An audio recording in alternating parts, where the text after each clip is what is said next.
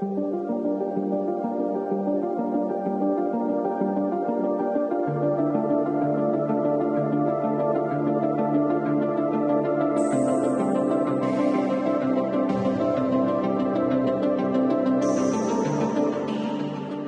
to The Construction Record. I'm digital media editor Warren Fry. On this special midweek episode of the Construction Record podcast, Daily Commercial News staff writer Don Wall shares an interview he recently conducted with Tamer El-Diraby, a University of Toronto civil engineering professor who led a research project on how the construction industry is dealing with the coronavirus pandemic. Despite some successes like developing new supply chains and strong advocacy that kept the sector working while much of the rest of society slowed down or shut down completely, El-Diraby said the construction sector didn't fare well due to a general lack of preparedness and a fragmented set of strategies to deal with COVID. The study is called Best Practices for Industry-Wide Collective Action to Manage Pandemics in the Ontario Construction Sector, and the research is supported by the Residential and Civil Construction Alliance of Ontario and the Residential Construction Council of Ontario, and it's made up of 3 phases. The first phase is a survey, with the second phase of interviews, followed by workshops to discuss findings and develop solutions. El-Diraby goes into detail in the interview about the challenges the industry has faced already and will face going forward, including a shift in focus from the immediate problems of health and safety protocols that allow projects to continue to the broader survival of the sector and preparedness for the next pandemic or other crises. Thanks for listening. Here's Don's interview.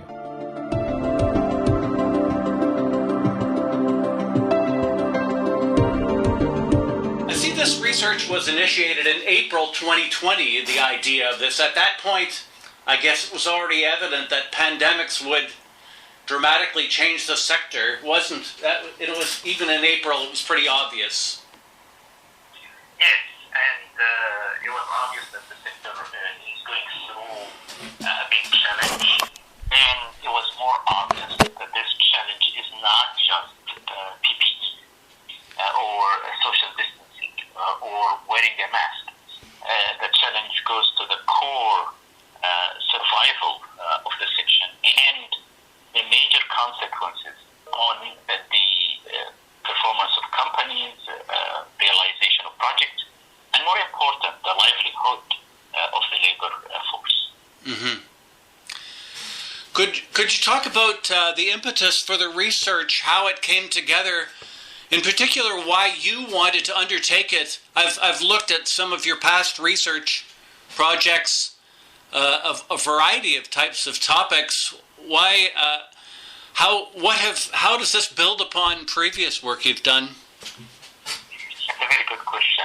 My work relates to enhancing the information systems and the work processes in the construction industry, and I firmly believe that this is not just about building software. It is basically the reengineering of work processes, increasing the resiliency of the industry, and more importantly, giving people the tools and the chance to excel and innovate. And we noted that this pandemic is a big danger to the industry. But on the flip side, it's a wake-up call to what we have been taking for granted and things that we need to change. And again, I'm talking here beyond the specific actions that you can take on site, because there is a ton of guidelines and resources available for the health and safety at the site level, available at the Ministry of Labor and other jurisdictions. But no one has looked at the survival of the industry. How can we avoid many companies going in the red? How can we make sure that the projects can continue next time, at least in a much better pace and in a more sustained way?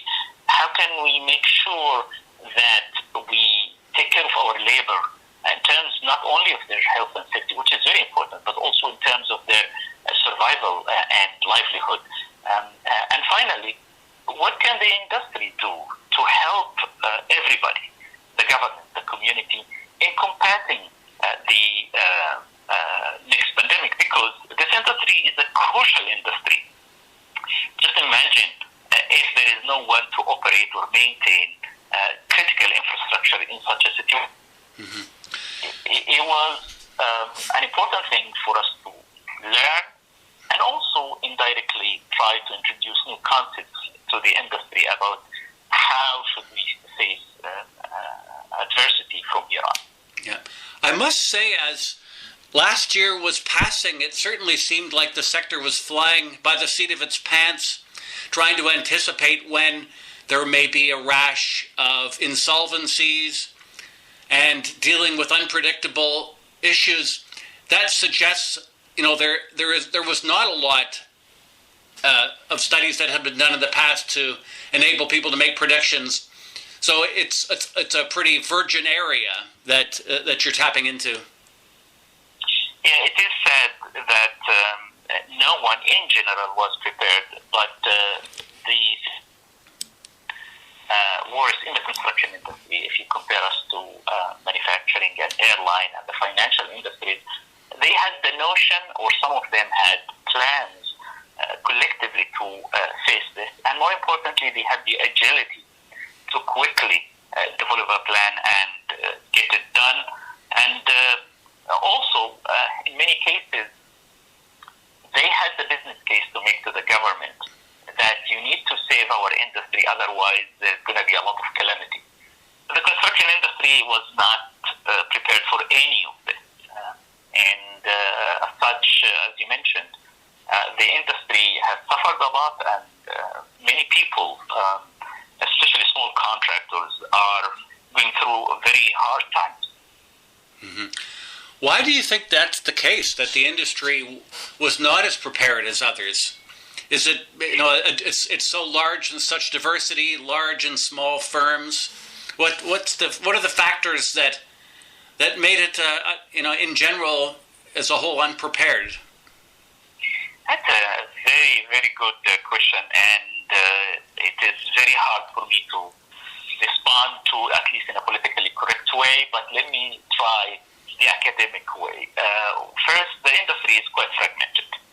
Let's assume that you're comparing us to the banking industry. There are 5 banks in Canada, and so if you get these 5 CEOs to sit somewhere, they will agree on things. But the industry here is quite fragmented.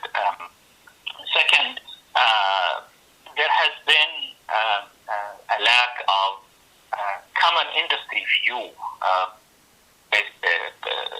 Stakeholders in the industry, the big companies, and we are other organizations in this regard. This, I guess, relates to the very competitive nature of our industry, because everybody is competing for. While when you compare us, other industries, everybody can find a way to sell a mortgage or something like in the financial industry. So that competitiveness in the industry was hindered, because other industries have moved from the concept of competition into the concept of cooption, which is, yes, we compete with each other, but there is common interest that we have to pursue. And so we compete but cooperate at the same time. Sorry. What's the word? Co-optition? Co-optition. Yeah. Okay. And you'll find many companies in the auto manufacturing sector, for example, very competitive, but they work together to develop the next battery or something like that. Mm-hmm. This culture has not existed in the construction industry. The third thing that could also be part of this is that in many cases, and up till very recently, construction has had a culture of ad hoc processes and data systems. And so we really do not know what is being done, where are the gaps are in our performance, where is the opportunities, where are the places where we need help, stuff like that. So the information systems, the structure of processes.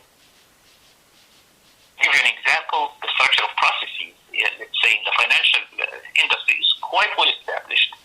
They could codify them into a website, and with that website, you can go and apply for a mortgage, and you get an approval within 60 seconds. Not many of our processes are this established. We are not aware of the cross-company situation in the industry, and in many cases, associations and companies have focused on the short-term project to quite leadership and vision from several industry associations, whether it's in the construction side, the labor side, the contractors, or even the consultants. So that was, I think, in one glimmer of hope, an opportunity for them to push the industry to the next level.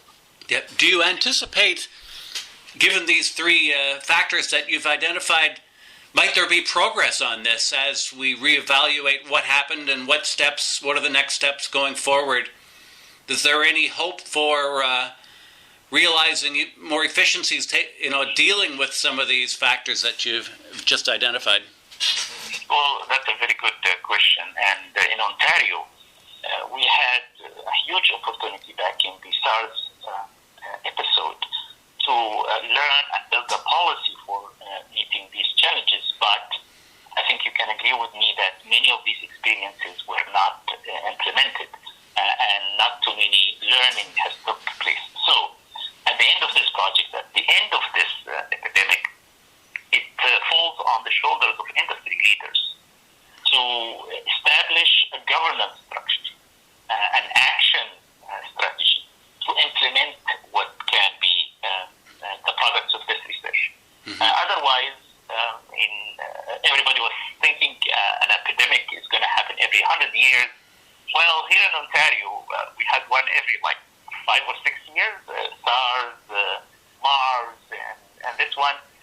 So the industry better start to look at not just what is good to do, but sustainable, reliable, resilient means for implementation of these strategies. Mm-hmm. I see you are looking at domains of action. You've identified health and safety. You've talked about that. Construction and project management, business management, public policy, design and engineering, and supply chain. Which of these has suffered the most disruption, would you say? Oh, wow. That's a very tough question because we tend to think in multidimensional things. Everything is connected to each other. Yeah. But I think one key element in all of that was quite apparent is the health and safety, the on-site problems that existed. But our aim here is to go beyond the on-site and look at the whole system of health management in our industry that starts from redesigning protective gear, that starts from thinking while you are designing a new project, how to make the site itself more safe, how people are going to interact, how people are going to be working together, and how can I protect them. Where does a robot play a role? Because if there is a new construction activity that it requires intensive interaction between different laborers, can a robot replace them? Where does modular and prefabricated construction help in making sure that the interaction on the site is not that intensive? So again, everything that relates to safety that is not PPE and social distance. Mm-hmm. The second, which seems to be very important, I think, is the supply chain. It is shameful and strange that in a company with such huge resources, that there was a shortage in lumber and increased pricing for it. And that's because we have maybe overbelieved in the globalized trade policies, and we were reliant on that. I understand that many contractors could not find lumber in the first, 6 months or so. And so we need to revisit this idea of what is the value of producing local. And I guess everybody has learned that lesson from the lack of, capacity to produce just masks in Ontario, let alone the ventilators, and let alone the bigger issue of the vaccine itself. Mm-hmm. You know what, I wonder, could you talk a little bit about the scope of your research? I understand you're looking to obtain input from stakeholders and province-wide into, or is this a national or a provincial research you're undertaking? It's a provincial one. Yeah. But we plan also to, get informed with few experts' input from across the country, but the major focus is on Ontario. Yeah. Okay, so could you talk about what you've accomplished, which areas you've researched so far, and the role the survey will play in the study. Why survey people? Well, there are two fundamental things that push us to the survey. The short term is basically to make sure that we learn from each and every one. This is not a lab experiment. This is not an equation to be developed. It's basically a synthesis of the best practices, ideas, things that people have managed to find. And for that, we have to solicit input from domain experts and almost everyone who has suffered or had a problem with the pandemic. But on the other side, indirectly, we want to build that awareness that could be the seed for some kind of a coalition that can create the governance. So we want to learn from the surveyed experts, but we also want to get their attention to this idea of what next. We can develop this document and put it on the shelf. And to this extent, we divide the research into three stages. The first one, a survey to ask people about their views, their issues, their ideas, their practices. And the second is a set of interviews with domain experts in a variety of sectors in the industry to dig deep into these best practices. How are they connected? Which one is more important? Which one could have more significance? Which one would cost a lot? Which one can be easily done? And then the third is a workshop where we get everybody from those experts to sit together and say, okay, how valid are these suggestions? And the most important question, how can we make sure that they are implemented? Who would do what? What is the role and responsibility of each one to make sure that this is not just a report on the shelf, but it's an actual policy? Yeah. I would think there's some urgency to this. I'm wondering about the time frame of your research. When do you hope to have reach when do you hope to wrap this up and have something that people can start learning from? Even in time for a third wave or sometime this year. Talk about the time frame when you're going to wrap this up. I'm hopeful that the results of the survey, based on hopefully a good contribution from the industry, will be out sometime into February, and then we hope to hold the final workshop and develop the final report by early May. Okay.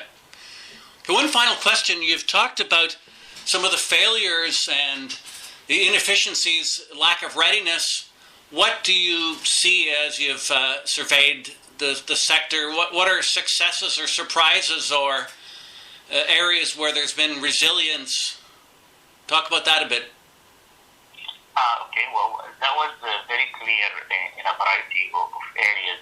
One of them was trying to circumvent this global supply chain and find ways and means to quickly make sure that the material and supplies are available. And the other area that was quite of interest is the reconfiguration of sites to make sure that people are safe. It seems also that there was, I guess, a good work done on convincing the government to keep the industry running and with safety. And finally, the new, I guess, more